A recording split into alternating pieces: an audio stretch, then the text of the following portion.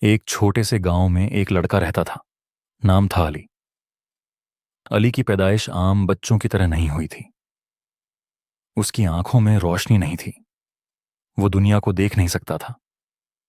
گاؤں کے لوگ اس پر ترس بھی کھاتے اور مذاق بھی اڑاتے۔ کوئی کہتا یہ بچہ کچھ نہیں کر پائے گا، کوئی کہتا اس کی زندگی بس دوسروں کے سہارے گزرے گی۔ لیکن علی جانتا تھا کہ کمزوری انسان کو نہیں روکتی، ہار مان لینا روکتا ہے۔ بچپن سے ہی علی کو علم سے بے پناہ محبت تھی۔ وہ گھنٹوں ریڈیو پر خبریں، کہانیاں اور مضامین سنتا۔ جب کوئی اسے کتاب پڑھ کر سناتا تو وہ ایک ایک لفظ یاد کر لیتا۔ اس کی یادداشت حیران کن تھی۔ کھیل کود سے زیادہ اسے پڑھنے اور سننے کا شوق تھا، لیکن اس کے دل میں ایک خواب اور بھی تھا۔ وہ چاہتا تھا کہ ایک دن وہ استاد بنے اور ایسا اسکول کھولے جہاں نابینا بچے بھی تعلیم حاصل کر سکیں۔ یہ خواب آسان نہیں تھا۔ علی کا گھر غریب تھا، اکثر کتابیں خریدنے کے پیسے نہیں ہوتے تھے۔ اسکول گاؤں سے کئی کلومیٹر دور تھا۔ وہ روز پیدل جاتا، راستے میں گڑھے، پتھر اور کیچڑ آتے، مگر وہ رکنا نہیں جانتا تھا۔ بارش ہو یا دھوپ، سردی ہو یا گرمی، وہ اپنے سفر پر نکلا رہتا۔ کچھ لوگ اس کا مذاق اڑاتے، لیکن ہر طنزیہ جملہ اس کے لیے ایک چیلنج بن جاتا۔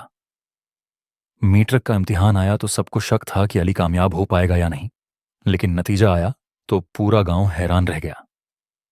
علی نے نہ صرف پاس کیا بلکہ شاندار نمبروں کے ساتھ۔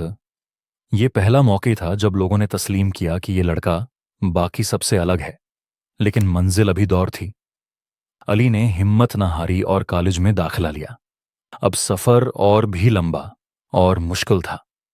روزانہ گھنٹوں کا سفر، فیس ادا کرنے کی مشکل اور ساتھ ساتھ دوسروں کے تانے۔ اس کی ماں نے کئی بار اپنی چیزیں بیچ کر علی کی تعلیم کے اخراجات پورے کیے۔ ایک دن تو ماں نے اپنا ایک پرانا زیور بھی بیچ دیا۔ ماں نے کہا، بیٹا، زیور تو ختم ہو جائے گا، لیکن تمہارا علم اور تمہارا خواب ہمیشہ باقی رہیں گے۔ سالوں کی محنت، قربانی اور دعا کے بعد آخرکار علی نے اپنی تعلیم مکمل کر لی، اور پھر اس نے وہ کر دکھایا جس کا خواب وہ بچپن سے دیکھ رہا تھا۔ اس نے اپنے گاؤں میں ایک اسکول بنایا۔ یہ اسکول عام اسکول نہیں تھا۔ یہاں نابینا بچوں کو پڑھایا جاتا تھا، وہ بھی خاص طریقوں سے جو علی نے خود اپنی جدوجہد میں سیکھے تھے۔ پہلے دن جب اسکول آئے تو علی نے کہا، اندھا وہ نہیں جس کی آنکھوں میں روشنی نہیں، اندھا وہ ہے جو خواب نہیں دیکھتا۔ آج وہ اسکول درجنوں نابینا بچوں کی زندگی بدل رہا ہے۔ وہ بچے جو کبھی خاموشی اور اندھیرے میں تھے، آج امید اور علم کی روشنی میں ہیں۔ علی کی کہانی ہمیں یہ سکھاتی ہے کہ اگر دل میں روشنی ہو تو دنیا کا کوئی اندھیرا آپ کا راستہ نہیں روک سکتا۔